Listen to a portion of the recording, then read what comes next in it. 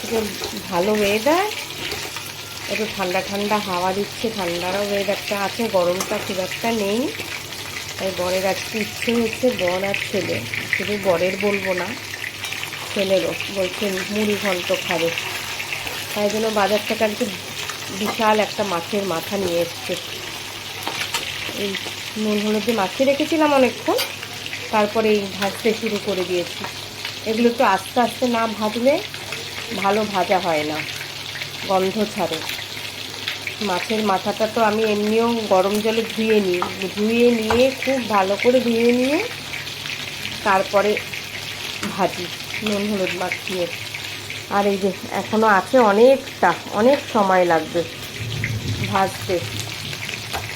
আর আজকে করবো ডাল সেদ্ধ, ওটা হয়নি।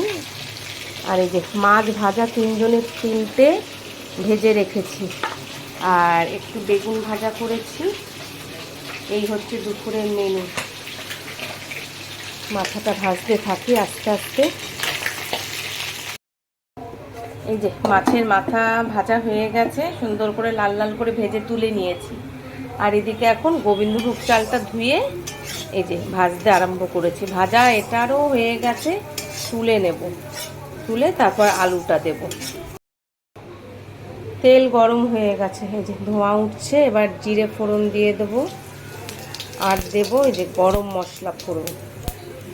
একটু ভেঙে ভেঙে দিই, বাবা হাতের মধ্যে ছিটলো। তারপরে আলুটা দিয়ে দেবো।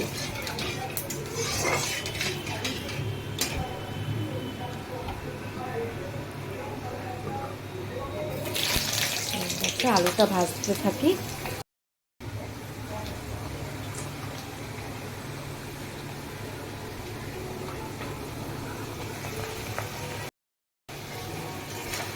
আলু ভাজতে দিয়ে দিয়েছি। কি সুন্দর হাওয়া আসছে জানলাটা থেকে, ওয়েদারটাও খুব সুন্দর। রোদটা নেই তো, এই জন্য এই কটা দিন তো আরাম করে নিই, তারপরে তো আবার সেই গরমের মধ্যে রান্না বান্না করা।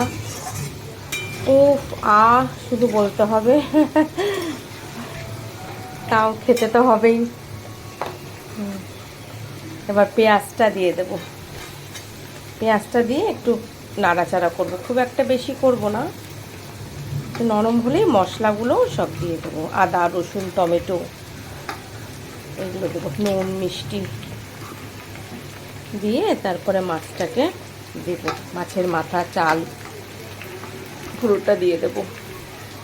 এদিকে বৃষ্টি শুরু হয়ে গেছে,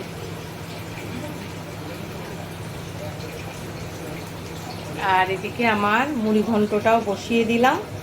ও তেল মশলা দিয়ে আজকে একদম রসিয়ে কষিয়ে মুড়ি ঘন্ট করছি। এটা হতে থাকুক এখন, এবার একটু ঘরে যাই, একটু বসি গিয়ে।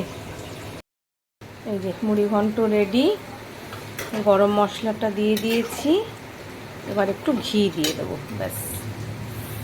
এই যে ঘি, নুন মিষ্টি ঝাল একদম ঠিক আছে। নেড়ে চেড়ে ঢাকা দিয়ে দিই, ব্যাস। চলো।